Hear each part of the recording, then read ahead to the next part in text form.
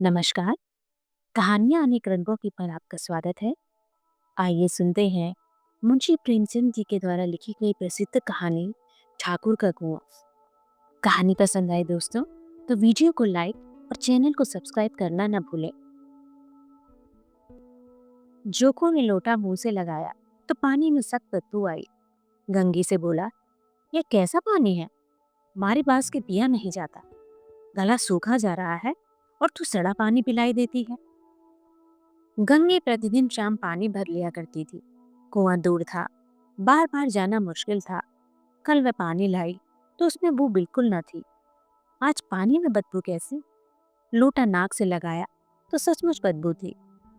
जरूर कोई जानवर कुएं में गिरकर मर गया होगा, मगर दूसरा पानी आवे कहाँ से? ठाकुर के कुएं पर कौन चढ़ने देगा? दूर से लोग डांट बताएंगे। साहू का कुआं गांव के उस सिरे पर है, परंतु वहां भी कौन पानी भरने देगा? कोई तीसरा कुआं गांव में है नहीं। जोकू कई दिन से बीमार है। कुछ देर तक तो प्यास रोके चुप पड़ा रहा, फिर बोला, अब तो मारे प्यास का रहा नहीं जाता। ला, थोड़ा पानी नाक बंद करके पी लो। गंगी ने पानी न दिया। खराब पानी से बीमारी बढ़ जाएगी, इतना जानती थी, परंतु यह न जानती थी कि पानी को उबाल देने से उसकी खराबी जाती रहती है। बोली, ये पानी कैसे पियोगे? न जाने कौन जानवर मरा है। कुएं से मैं दूसरा पानी लाई देती हूँ।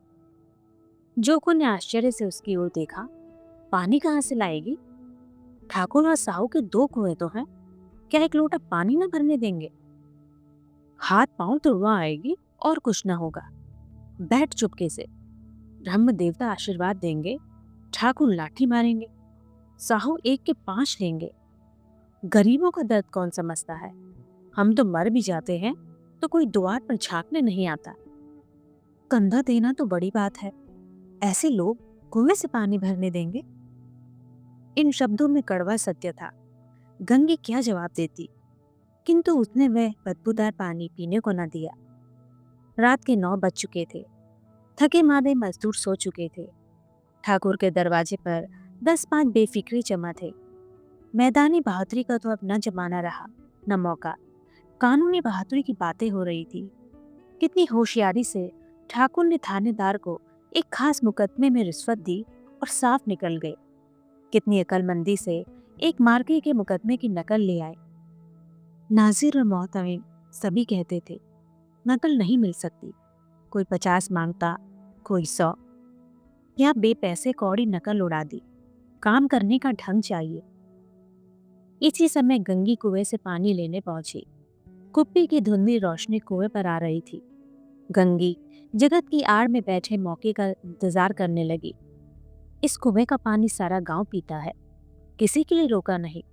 सिर्फ ये बदनसीब नहीं बढ़ सकते। गंगी का विद्रोही दिल रिवाजी पाबंदियों और मजबूरियों पर चोट करने लगा। हम क्यों नीच हैं और ये लोग क्यों ऊंच हैं? इसलिए कि ये लोग गले में तागा डाल सकते हैं। यहाँ तो जितने हैं एक से एक छठे हैं। चोरी ये करे, जाल फरेब ये करे, झूठे मुकदमे ये करे। अभी इस ठाकुर ने तो उस दिन बेचारी गडरिया की पेड़ चुरा ली और बाद में मारकर खा गया। इन्हीं पंडित के घर में तो बाहरों मांस चुआ होता है। यही साहू जी तो घी में तेल मिलाकर बेचते हैं। काम करा लेते हैं, मजदूरी देते नानी मरती है। किस बात में हमसे ऊंचे हैं? हम गली गली चिल्लाते नहीं कि हम ऊंचे हैं, हम ऊंचे हैं। कभी गांव में आ जाती हूँ तो रस भरी आंख से देखने लगते हैं, जैसे सबकी छाती पर सांप नोटने लगता है। परंतु घमंड यह है कि हम ऊंचे हैं। कुएं पर किसी के आने की आहट हुई। गंगी की छाती धक धक करने लगी। कहीं देख ले तो गजब हो जाए। उसने घड़ा और रस्सी उठा ली और झुककर चलती हुई एक वृक्ष के अंधेरे साए में जा खड़ी हुई। कब इन लोगों को दया आती है किसी पर? बेचारे महबूब को इतना मारा कि महीनों तहु थूकता रहा, इसीलिए कि उसने बेकार ना दी थी। इस पर ये लोग ऊंचे बनते हैं। कुएं पर स्त्रियां पानी भरने आई। इनमें बात हो रही थी। खाना खाने चले और हुक्म हुआ कि ताजा पानी भर लाओ।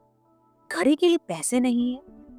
हम लोगों को आराम से बैठे देखकर जैसे मर्दों को जलन होती है। हाँ, यह तो न हुआ कि कलसियां उठाकर भर लाते। बस हुक्म चला दिया कि ताजा पानी लाओ, जैसे हम लौंडिया ही तो है। लौंडिया नहीं तो और क्या हो तुम?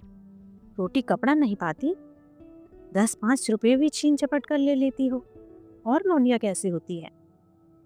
मत जलाओ दीदी, दिन भर आराम करने को जी तरस कर रह जाता है।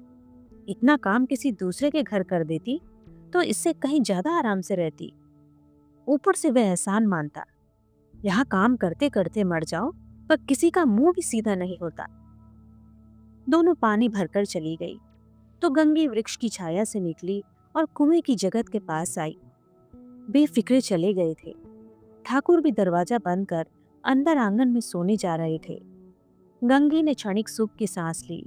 किसी तरह मैदान तो साफ हुआ।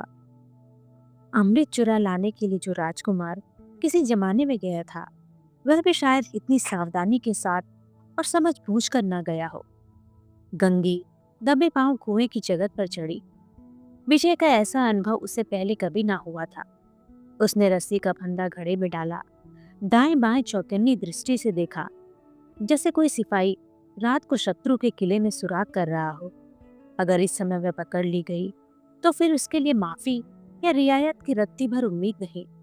अंत में देवताओं को याद करके उसने कलेजा मजबूत किया और घड़ा कुएं में डाल दिया। घड़े ने पानी में गोता लगाया, बहुत ही आहिस्ता, जरा भी आवाज ना हुई। गंगी ने 2-4 हाथ जल्दी जल्दी मारे। घड़ा कुएं के मुंह तक आ पहुंचा।